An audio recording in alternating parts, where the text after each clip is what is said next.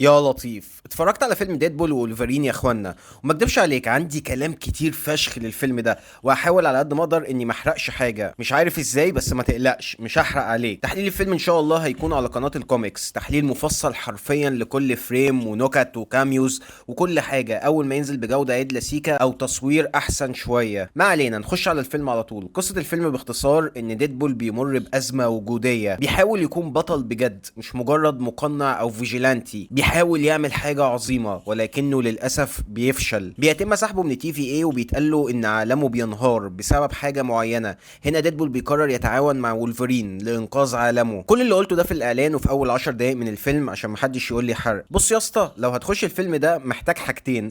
أول حاجة تقلل توقعاتك فشخ، ولما بقول لك فشخ فأنا قصدها. الفيلم ده لا يمت المارفل بصلة، واخد نفس إيقاع وريتم فيلمين ديدبول اللي فاتوا، بس مش هيجيب أي حاجة ليها علاقه بمارفل عشان ما تتوقعش انه بيحضر للي جاي. سيبك بقى من جو التهديد الكوني والاكوان الموازيه والهري ده، لا دي رحله ديدبول وولفرين، رحله عنيفه دمويه لاقصى درجه، مليانه بافيهات وحركات من ديدبول هتقتلك ضحك. تاني حاجه والاهم، لازم ثم لازم ثم لازم تكون بتعشق فئه الابطال الخارقين واتفرجت على افلام مارفل والاكس مان. مش لازم تشوف لوكي لانه ملوش اي 30 لازمه، لازم تعرف بس ان في حاجه اسمها منظمه التي في اي، دي بتحافظ على الخط الزمني. بس لازم تتفرج على افلام مارفل والاكس مان. حرفيا ديدبول 99% من النكت اللي قالها اما ريفرنس وتريقه على الافلام القديمه او الكوميكس. مش هتضحك على اي نكته لو مش فاهم هو بيتريق على ايه، وهتطلع من الفيلم فشخ. هتقولي يعني انا ارجع اتفرج على كل ده؟ هقولك شوف تلخيص عشان حتى تستمتع بالفيلم او يفكرك بالاحداث اللي فاتت. ما ينفعش تكون مش عارف تدوق الملح في الاكل وتزعل رغم ان ملحه مظبوط، انت اللي مش عارف تدوقه. الفيلم هيطلع فيه كاميوز كتير فشخ وضيوف شرف، حرفيا في منهم هيخلوك تفتح بقك من الحماس والجمدان.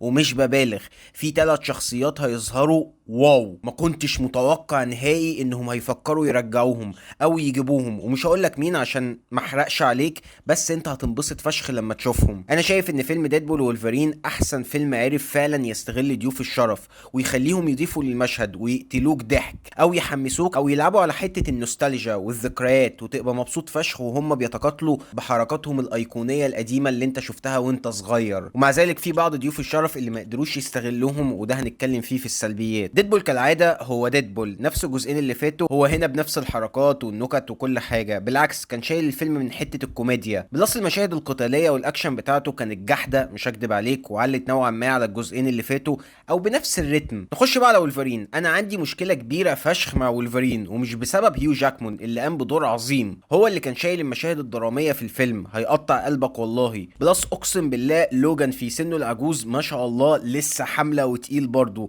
او الدوبلير بتاعه تقيل، لسه كاريزما، لسه غامض وقوي وحازم وعنيف لاقصى درجه. والكيمياء اللي ما بينه وما بين راين رينولدز جامده فشخ، خصوصا انهم اصلا صحاب في الحقيقه. الفيلم فيه لعب في الاكوان الموازيه، وهتظهر نسخ كتير من ديدبول، بس ما تتوقعش منهم حاجه لانهم هيطلعوا سيكونس او مشهد قتالي، ومش هيبقى ليهم دور قوي في تحريك الاحداث. بس عايز اقول لك ان المشهد القتالي اللي هيطلعوا فيه هو تقريبا افضل مشهد اكشن في الفيلم، حماس الف وبيشبع الغريزه العنيفه اللي جواك. ومشهد ديدبول وولفرين برضه جامد. وعدم وجود اكوان موازيه حلو، لان واضح ان الفيلم ده منفصل تماما عن مارفل. بالعكس ديدبول كان كل شويه يتريق على حوار الاكوان المتعدده، وانه من اسباب فشل عالم مارفل السينمائي من بعد افنجرز اند جيم. نهايه الفيلم مش هقدر اوصفها بالملحمه، ولكنها علت الادرينالين بشكل كبير. والسبب اللي بيخليها مش ملحمه هو نفس السبب اللي بيدخلنا على سلبيات الفيلم. الاول حوار الترجمه.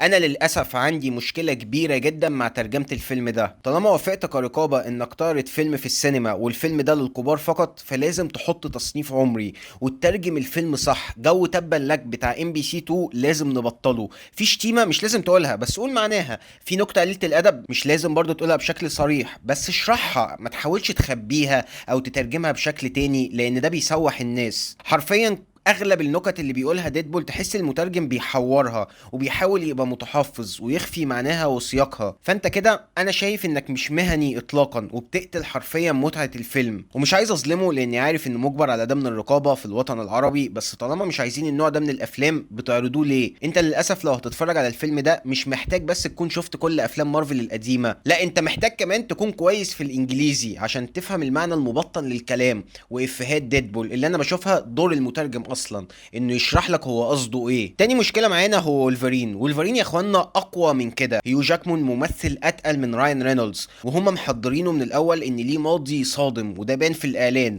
ومع ذلك هتخش وتخرج هتقول انا كنت عايز من وولفرين اكتر. قصته تحسها ناقصه، اغلب المشاهد المؤثره هتتعاطف معاه بس مش هتحس بعمقها او اثرها عليك، لانها مش مدعومه باسباب تخليك تحزن معاه، لان ماضي وولفرين مجرد اكسبوزيشن، انت بيتشرح لك بالكلام هو عمل ايه، مش بتشوف حاجه عملها، فبالتالي التاثير مش قوي كفايه. كنت عايز افهم قصته اكتر، خصوصا ان النص الاول من الفيلم كان فيه هري كتير ومشاهد كتير معاده واعاده تقليب للافيهات. النص الاول من الفيلم كان فاضي شويه، وكان ممكن يستغلوه لو عرفنا اكتر عن وولفرين وماضيه. حسيت ان ديدبول مركزين فشخ عليه، واحيانا بيكون على حساب وولفرين نفسه. تالت حاجه بقى شريره الفيلم ده كاساندرا نوفا.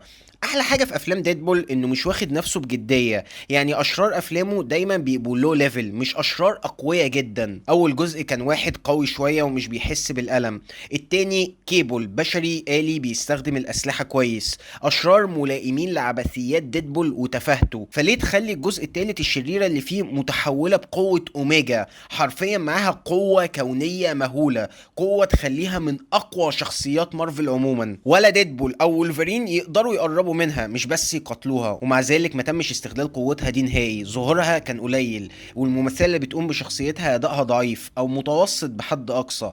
اهدافها مش واضحه قوي، ولو تم تبديلها باي شرير تاني مش هتحس بفرق كبير، من كتر ما انها مش مؤثره قوي في الاحداث فيما عدا النهايه. نهايتها في الفيلم برضو كانت نوعا ما مش منطقيه قوي، او متسرعه او فورسد او مجبره، اللي هو هزموها وخلاص، ولازم تتهزم بالطريقه دي لان غير كده مش هنعرف، لانها قويه بشكل مهول، فلازم تتهزم بالشكل ده. حسيت ان يجي منها اكتر من كده بكتير، وما كانوش عارفين نهائي يتعاملوا معاها. رابع واخر مشكله في الفيلم، رغم ان ديدبول كان تحفه وافهاته ايبك ومعاركه هو وولفرين من احسن مشاهد القتال في عالم مارفل، ولكن للاسف حسيت ان رايان رينولدز كان موصي انه يطلع 90% من الفيلم. يا اسطى شخصيته من كتر ما هي طاغيه، كان في كاميوز وضيوف شرف كتير ما استغلهمش لاقصى درجه، قليلين بس يطلع منهم اكتر، لانه كان مغطي حرفيا على الكل بما فيهم وولفرين وكاساندرا نوفا. وصدقوني السلبيات اللي بقولها دي مش مشاكل كبيره في الفيلم، على قد ما بحاول افهمك ما تخشش بتوقعات عاليه قوي. هنوصل بقى للسؤال الاخير يا معلم، هننبسط يعني ولا لا؟ هتنبسط فشخ. اكشن هتلاقي، افيهات هتلاقي، شخصيات مجنونه هتلاقي،